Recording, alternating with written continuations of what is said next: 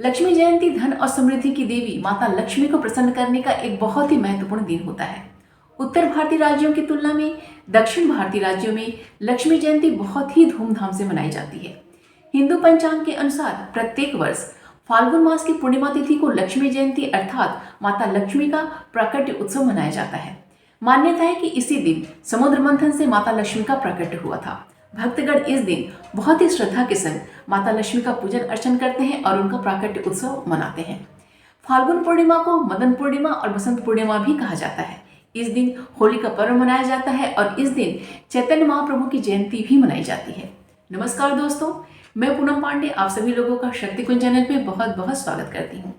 आज इस वीडियो में हम लोग जानेंगे कि 2024 में महालक्ष्मी जयंती कब मनाई जाएगी, पूर्णिमा तिथि का प्रारंभ कब हो रहा है और इसका समापन कब हो रहा है, और इस दिन कौन कौन से शुभ योग और नक्षत्रों की हमें प्राप्ति हो रही है, और माता लक्ष्मी का इस दिन हम किस विधि विधान से पूजन करें, क्या उपाय करें कि वो हमसे अति शीघ्र प्रसन्न हो जाए। तो यह वीडियो आप सभी के लिए बहुत ही महत्वपूर्ण है, इसलिए बिना स्किप के पूरी वीडियो देखिएगा। वीडियो पसंद आएगा तो प्लीज़ लाइक कीजिएगा, शेयर कीजिएगा अपने दोस्तों और रिश्तेदारों के संग, और चैनल पे मेरे अगर आप नए हैं तो प्लीज़ चैनल को सब्सक्राइब कर लीजिएगा और नोटिफिकेशन का बेल जरूर ऑन कीजिएगा। तो चलिए आगे का वीडियो प्रारंभ करते हैं। लक्ष्मी जयंती के दिन माता लक्ष्मी की पूजा को बहुत ही शक्तिशाली माना जाता है। इस दिन की पूजा से माता लक्ष्मी अपने भक्तों को आर्थिक संकट से मुक्ति दिलाती हैं और जो उसकी अन्य मनोकामनाएं होती हैं वो भी पूरा करती हैं। माता लक्ष्मी भौतिक विकास के संग संग आध्यात्मिक विकास भी प्रदान करती हैं। विष्णु पुराण के अनुसार माता लक्ष्मी ने ऋषि दुर्वासा के श्राप से स्वर्ग को छोड़ दिया था और क्षीर सागर को अपना निवास स्थान बना लिया था। जब देवताओं और दानवों ने समुद्र मंथन किया था तो उस वक्त समुद्र मंथन से चंद्रदेव का और माता लक्ष्मी का प्राकट्य हुआ था। फाल्गुन मास की पूर्णिमा तिथि और उत्तरा फाल्गुनी नक्षत्र में माता लक्ष्मी का प्राकट्य हुआ था। फाल्गुन मास की पूर्णिमा तिथि को अधिकांशतः उत्तरा फाल्गुनी नक्षत्र प्राप्त होता है, इसलिए लक्ष्मी जयंती के दिन पूर्णिमा तिथि के संग संग उत्तरा फाल्गुनी नक्षत्र का भी बहुत ही ज्यादा महत्व होता है। आइए जानते हैं कि पूर्णिमा तिथि का प्रारंभ कब हो रहा है। तो 2024 फाल्गुन मास की पूर्णिमा तिथि का प्रारंभ 24 मार्च दिन रविवार की सुबह में 9:54 से हो रहा है और पूर्णिमा तिथि का समापन 25 मार्च दिन सोमवार की दोपहर में 12:29 पे हो रहा है। तो उदय तिथि के आधार पर महालक्ष्मी की जयंती 25 मार्च दिन सोमवार को मनाई जाएगी। उत्तरा फाल्गुनी नक्षत्र 24 मार्च की सुबह में 7:34 से प्रारंभ हो जा रहा है और 25 मार्च की सुबह में 10:38 तक हमें प्राप्त हो रहा है।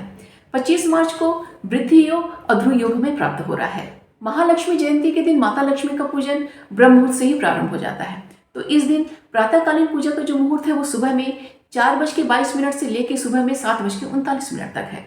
अगर इसमें आप पूजन नहीं कर पाते हैं तो फिर सुबह में 9 बजे से लेकर सुबह में 10:32 तक भी बहुत ही अच्छा समय है।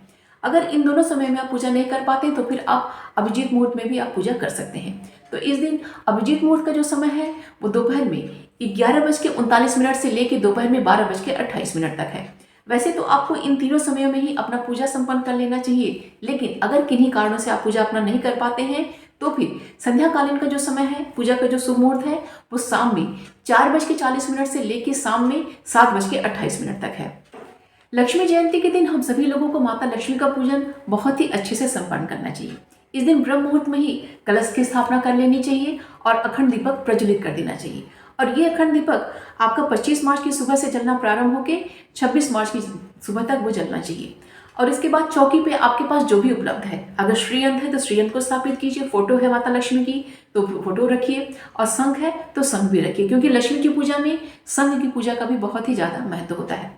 उसके पश्चात श्रीयंत्र अगर आपका है तो श्रीयंत्र को आप पंचामृत से उनका अभिषेक कीजिए। पंचामृत में जो 5 सामग्रियाँ मिलती हैं, दूध, दही, घी, शहद और शक्कर, इसको अलग अलग करके भी अभिषेक कर सकते हैं और पंचामृत बना के भी आप अभिषेक कर सकते हैं। इसके पश्चात आप माता को चंदन है, गुलाल है, अबीर है, हल्दी है, सिंदूर है, कुमकुम है, ये सब सामग्रियां उन्हें आप अर्पित कीजिए। पत्रों में आप दुर्वा अर्पित कीजिए, समी पत्र अर्पित कीजिए, बेलपत्र अर्पित कीजिए। माता लक्ष्मी को आप अक्षत अर्पित कीजिए, माता लक्ष्मी को आप नारियल अर्पित कर सकते हैं। नैवेद्य में जो भी आप घर से भी बना के अर्पित कर सकते हैं और माता को बाहर से भी मंगा के आप अर्पित कर सकते हैं। वैसे घर में बना के नैवेद्य अर्पित करना सबसे उत्तम होता है, क्योंकि इससे हमारे घर का जो अन्न दोष होता है वो खत्म होता है। और इसके साथ ही साथ माता को मुख शुद्धि के लिए पान, लौंग, सुपारी और इलायची भी अर्पित कीजिए। माता को वस्त्र स्वरूप में आप रक्षा भी अर्पित कर सकते हैं, या फिर और भी कोई वस्त्र जो आपकी चढ़ाने की सामर्थ्य हो, इच्छा हो, वो आप चढ़ा सकते हैं।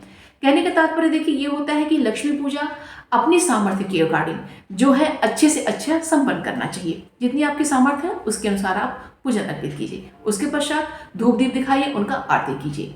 लक्ष्मी पूजा में हवन का बहुत ही ज़्यादा महत्व होता है, तो इस दिन श्री सूक्त से हवन करना बहुत ही उत्तम माना जाता है।